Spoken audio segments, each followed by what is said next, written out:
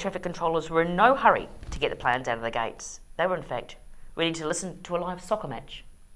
Oh. 20 minutes after landing, Van Zieten received word from the tower that he should let his passengers off, because it looked like they were going to be here for a while. Because of the soccer match. Because of the soccer match, yes. So confounding things. I mean, there's always something out of your control. Yeah. You'd like to think that the bombing was also out of his control, but there's a number of things. Yeah. Things start to snowball when things slow, wibbly wobbly. From there, the events of Tenerife continued to move forward like molasses. 20 minutes turned into an hour. The captain spent every moment thinking of ways to minimise his delay. Yeah. That constant process for business. What can I do to make this better? How can I make this better? How can I make this better? Yeah. He called headquarters to find out exactly how much time he had left in his mandatory rest period, before his mandatory rest period kicked in. An hour on the ground turned into 2, and then he had another idea. He decided he would refuel at Tenerife and shave half an hour off the turnaround time at La Paz. Ah. Time-saving idea backfired. As soon as he started to refuel, word came that La Paz was reopened. Oh.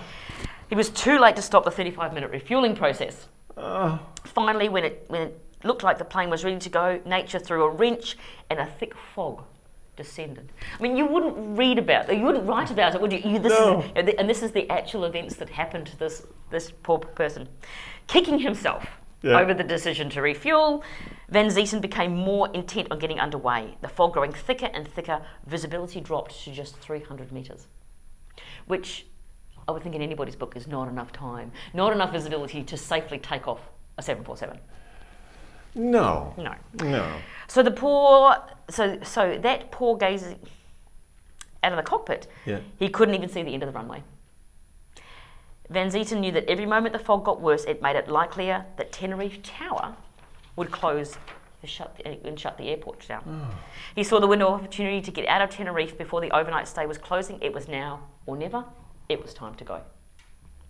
But what the captain did next was completely and utterly out of character. Oh. He revved up the engines and the plane lurched down the runway.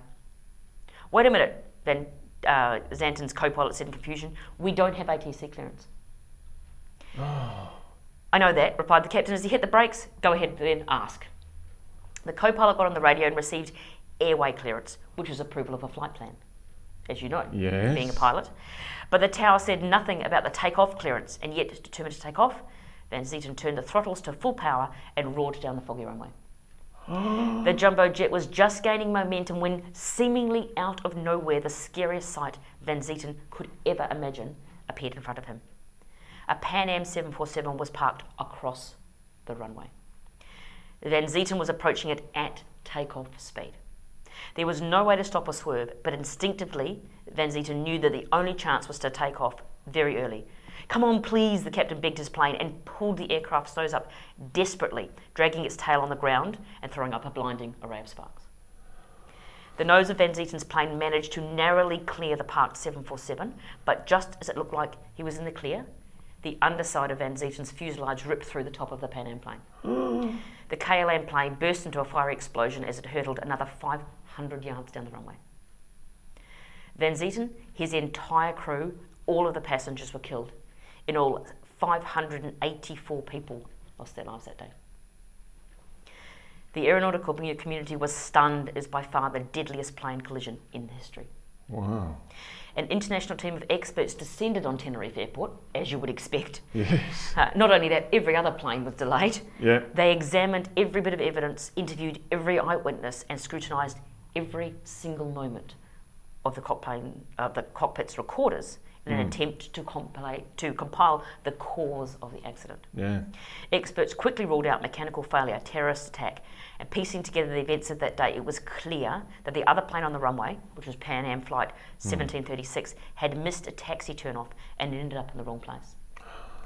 In the thick fog, Van Zieten couldn't see the Pan Am plane, and the Pan Am pilot couldn't see him, and tower control couldn't see either of them.